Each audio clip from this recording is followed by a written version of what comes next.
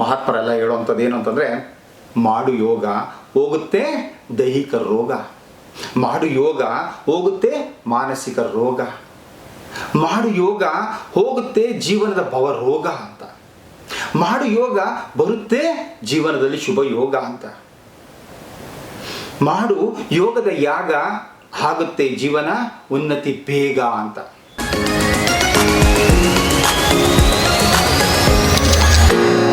ನಮಸ್ತೆ ಬಲಿಷ್ಠ ಭವ್ಯ ಭಾರತದ ಬಂಧುಗಳಿಗೆ.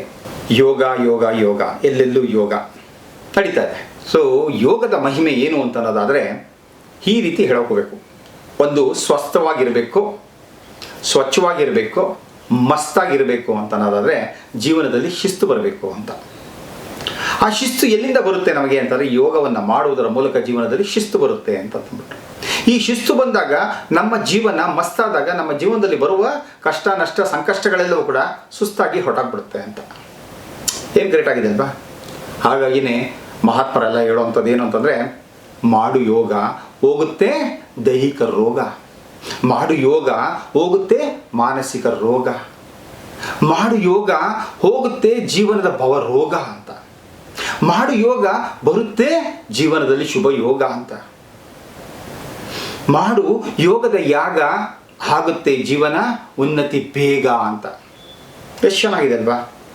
ಈಗೆಲ್ಲ ನೋಡ್ತಾ ಇದ್ದೀವಿ ಎಲ್ಲ ಕಡೆನೂ ಕೂಡ ಯೋಗದ ಸ್ಕೂಲ್ಗಳು ಪ್ರಪಂಚದಾದ್ಯಂತನೂ ಕೂಡ ಯೋಗ ಯೋಗ ಯೋಗ ಯೋಗನ ಮಾಡ್ತಾ ಇರ್ತಾರೆ. ಯಾಕೆ ಅಂತಂದರೆ ಸಾಕಷ್ಟು ಜನಕ್ಕೆ ಏನಾಗ್ಬಿಡುತ್ತೆ, ಜೀವನದಲ್ಲಿ ಅನೇಕ ರೀತಿಯಾದಂಥ ಮೆಂಟಲ್ ಸ್ಟ್ರೆಸ್ಸು, ಫಿಸಿಕಲ್ ಸ್ಟ್ರೆಸ್ಸು ಯಾವ ಮೂಲಕ ಬರುತ್ತೆ ಅಂದರೆ ಕಾಯಿಲೆ ಕಸಗಳ ಮೂಲಕ ಬಂದ್ಬಿಡ್ತದೆ. ಈ ಮೆಂಟಲ್ ಸ್ಟ್ರೆಸ್ಸು ಹೆಂಗೆ ಗೊತ್ತಾಗುತ್ತೆ ಅಂತಂದರೆ ಎಲ್ಲ ಎಂಡೋಕ್ರೈನ್ ರಿಲೇಟೆಡ್ ರೋಗಗಳು ಬರೋಕ್ಕೆ ಶುರು ಆಗ್ಬಿಡುತ್ತೆ. BP ಬರುತ್ತೆ, ಶುಗರ್ ಬರುತ್ತೆ, ಕ್ಯಾನ್ಸರ್ ಬರ್ತಾ ಇದೆ, ಥೈರಾಯ್ಡ್ ಬರ್ತಾ ಇದೆ, ಎಲ್ಲನೂ ಬರ್ತಾ ಇದೆ. ಇದಕ್ಕೆಲ್ಲ ಪರಿಹಾರ ಏನು?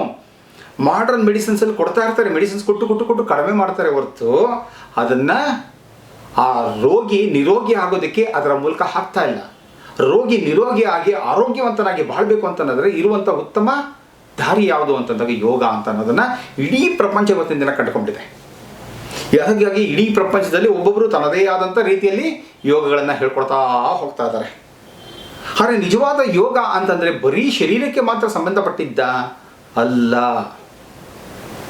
ಬರೀ ಶರೀರಕ್ಕೆ ಮಾತ್ರ ಸಂಬಂಧಪಟ್ಟಿದ್ದಿಲ್ಲ, ಇಡೀ ಜೀವನಕ್ಕೆ ಸಂಬಂಧಪಟ್ಟಿದ್ದಂಥದ್ದು ಈ ಯೋಗ. ಹಾಗಾಗಿ ಹೇಳ್ತಾ ಇದ್ದೀನಿ ನಾನು, ಯೋಗ ಯೋಗ ಮಾಡು ಯೋಗ ಹೋಗುತ್ತೆ ದೈಹಿಕ ರೋಗ. ನಿಜ, ದೇಹದಿಂದ ರೋಗಗಳು ಹೋಗುತ್ತೆ, ಮನಸ್ಸಿನ ಕಾಯಿಲೆಗಳು ಹೋಗುತ್ತೆ, ಹಾಗೆ ಕುಂಡಲಿನಿ ಶಕ್ತಿ ಇದೆಲ್ಲ ಹೆಂಗೆ ಬರುತ್ತೆ ಅಂತಂದರೆ ನಾವು ಆಸನಗಳನ್ನು ಮಾಡ್ತಾ ಏನಾಗುತ್ತೆ, ದೇಹದಲ್ಲಿರುವಂಥ ರೋಗ ಎಲ್ಲ ಹೋಗುತ್ತೆ. ಪ್ರಾಣಾಯಾಮವನ್ನು ಮಾಡ್ತಾ ಏನಾಗುತ್ತೆ, ಮಾನಸಿಕ ರೋಗಗಳೆಲ್ಲ ಹೋಗುತ್ತೆ. ಕುಂಡಲಿನಿ ಶಕ್ತಿ ಜಾಗೃತ ಆಗ್ತಾ ಏನಾಗುತ್ತೆ ಅಂದರೆ ಜೀವನದಲ್ಲಿ ಬರುವ ಕಷ್ಟ ಸಂಕಷ್ಟ ನಷ್ಟ ಸಕಲ ಸಮಸ್ಯೆಗಳನ್ನು ಪರಿಹರಿಸಿಕೊಳ್ಳುವಂತಹ ಸಪ್ತ ಚಕ್ರಗಳನ್ನು ಕುಂಡಲಿನಿ ಶಕ್ತಿಯ ಮೂಲಕ ಅದು ಜಾಗೃತಗೊಳಿಸಿ ನಮ್ಮ ಜೀವನದ ಭವ ರೋಗವನ್ನು ಹೋಗಿಸುತ್ತೆ. ಎಷ್ಟು ಗ್ರೇಟ್ ಇದೆ ಅಲ್ವ ಯೋಗ? ಆದರೆ ಮಾಡುವಂಥ ಯೋಗ ಎಷ್ಟು ಜನ ಬಂದಿದೆ? ಈ ಯೋಗ ಎಲ್ರಿಗೂ ಇದೆ, ಎಲ್ಲರೂ ಮಾಡಬೇಕು. ಮಾಡಿದಾಗ ಮಾತ್ರ ನಮ್ಮ ಜೀವನದ ಭವ ರೋಗಗಳಿಂದ ನಾವು ಮುಕ್ತರಾಗಕ್ಕೆ ಸಾಧ್ಯ ಆಗುತ್ತಲ್ವಾ? ಹಾಗಾಗಿ ಶ್ರೀಕೃಷ್ಣ ಪರಮಾತ್ಮ ಏನು ಹೇಳ್ತಾ ಇರ್ತಾನೆ ಅಂತಂದರೆ, ಕರ್ಮೇಶು ಕೌಶಲಂ ಯೋಗ ಅಂತಂತಾರೆ. ಯೋಗ ಅಂತಂತಂದರೆ ನಾವು ಮಾಡುವಂಥ ಪ್ರತಿಯೊಂದು ಕೆಲಸದಲ್ಲೂ ಕೂಡ ಏನಿರಬೇಕು, ಒಂದು ಕೌಶಲ್ಯತೆ ಇರಬೇಕು. Skill in dexterity in every action ಅಂತ ಹೇಳ್ತಾರೆ. ಡೆಕ್ಸ್ಟರಿಟಿ ಅಂತಂದರೆ ಸ್ಕಿಲ್ ಅಂತ ಕರೀತಾ ಇರ್ತಾರೆ. ಹಾಗೆ ಶ್ರೀರಾಮಚಂದ್ರ ಅವತಾರವನ್ನು ತಾಳಿ ಬಂದಾದ್ಮೇಲಿಂದ ಈ ಭೂಲೋಕದಲ್ಲಿ ಬರುವಂಥ ಹಲವಾರು ಸಮಸ್ಯೆಗಳನ್ನು, ಕಷ್ಟಗಳನ್ನು, ನಷ್ಟಗಳನ್ನು, ದುಃಖಗಳನ್ನು, ದುಗುಡಗಳನ್ನು, ದುಮ್ಮಾನಗಳನ್ನು ನಿಭಾಯಿಸಬೇಕು ಅಂತಂದರೆ ಆತ ಭಗವಂತನಾಗಿ ಕ್ಷಣಾರ್ಧ ಸಾಕು ಆತನಿಗೆ.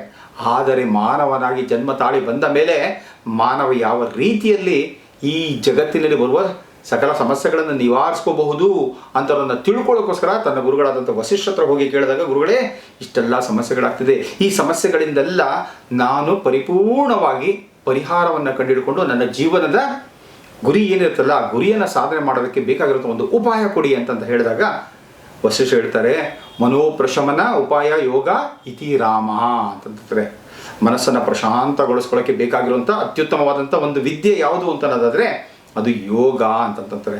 ಯಾಕೆ ಅಂತಂತಂದರೆ ಶಾಂತವಾದ ಮನಸ್ಸು ಪ್ರಶಾಂತವಾಗ್ತದೆ, ಪ್ರಶಾಂತವಾದ ಮನಸ್ಸು ಪ್ರಫುಲ್ಲವಾಗ್ತದೆ, ಪ್ರಫುಲ್ಲವಾದಂಥ ಮನಸ್ಸು ಪ್ರಬಲವಾಗ್ತದೆ, ಪ್ರಬಲವಾದಂಥ ಮನಸ್ಸು ಸಬಲವಾಗ್ತದೆ, ಸಬಲವಾದಂಥ ಮನಸ್ಸು ಸಕಲವನ್ನು ಸಿದ್ಧಿಸುತ್ತದೆ.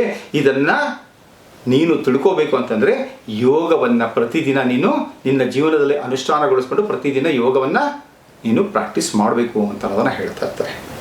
ಸೊ ನಿಮಗೆ ಎಲ್ರಿಗೂ ಗೊತ್ತು, ಇಡೀ ಪ್ರಪಂಚಕ್ಕೆ ಈ ಯೋಗದ ಮಹಿಮೆಯನ್ನು ವಿದ್ಯೆಯನ್ನು ಕೊಟ್ಟಂಥ ರಾಷ್ಟ್ರ ಯಾವುದು ಅಂತಾರೆ, ಈ ನಮ್ಮ ಭಾರತ ರಾಷ್ಟ್ರ. ಸೊ ಈ ನಮ್ಮ ಭಾರತದಿಂದ ಹೋದಂಥ ಸ್ವಾಮಿ ವಿವೇಕಾನಂದರು ಇಡೀ ಪ್ರಪಂಚಕ್ಕೆ ನಮ್ಮ ಸನಾತನ ಧರ್ಮದ ಹಿರಿಮೆ ಗರಿಮೆಗಳನ್ನು ಯಾವುದರ ಮೂಲಕ ತಿಳಿಸ್ಕೊಟ್ರು ಅಂದರೆ ಯೋಗದ ಮೂಲಕ ತಿಳಿಸ್ಕೊಟ್ರು.